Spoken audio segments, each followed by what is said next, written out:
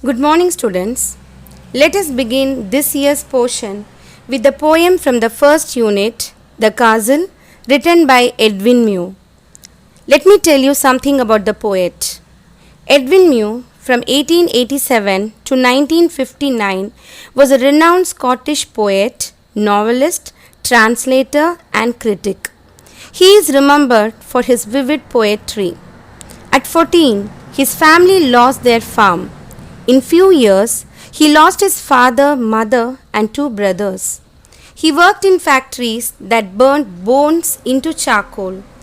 These bitter experiences helped him write poems at later stage.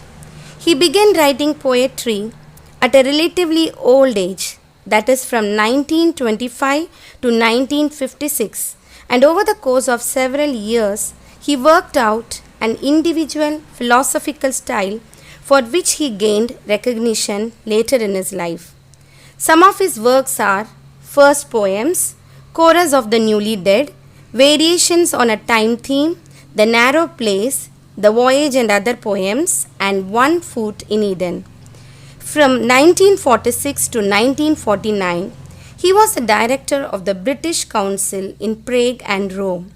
In 1955, he was made Norton Professor of English at Harvard University. Now let us see something about the poem. Castle. What is a castle? A large, strong building built in the past by a ruler or important person to protect the people inside from attack. The poet describes the confidence of the soldiers in the beginning and the cunning act of one soldier at the gate which led to the fall of the castle. Initial stanzas include beautiful description of the castle and its high defensive power. It is written in the form of a monologue, and the whole narration is done by a loyal soldier. The soldiers of the castle were relaxed because of their castle's physical strength. They watched the movement of enemy from their high defensive walls. They also watched the grass trimmers who were working in the field without any fear. They could trace the enemy who was half a mile away.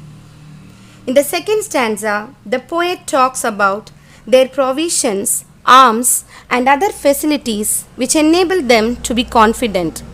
Moreover, their friendly nations were coming to help them. In the third stanza, the poet tells us that their gates were very strong and their walls were very thick, so no one could enter the castle. Only a bird could fly over the wall and reach the castle. They believed that the castle was absolutely safe because their captain was brave and the soldiers were true to their profession. In the last three stanzas, the poet deals with the fall of the castle. He tells that the enemy could not use any trap for their entry inside the castle, but they were cheated by a wicked soldier who opened the gate for the enemy to enter. The famous castle was known for its secret paths and tunnels, but the enemies walked through these tunnels without any difficulty. The castle was captured by the enemies. The narrator cried over the disloyalty of the useless soldier and decided not to tell this shameful story to anyone. Their enemy was gold, and they had no weapon to fight against gold. They focused on the physical strength and failed to notice the betrayal among themselves. The following are the main themes of the poem. First one, fortification of the castle. The second one is loyalty of the soldier, and the last one, the irony of treacherous act. Some poetic devices are applied in this poem. They are allegory, imagery, alliteration, rhetorical question, and personification. I have given the definition and the examples. You can just go through it.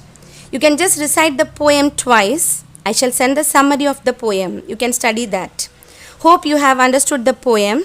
If you have not understood, please call me personally. I shall explain it again. Thank you.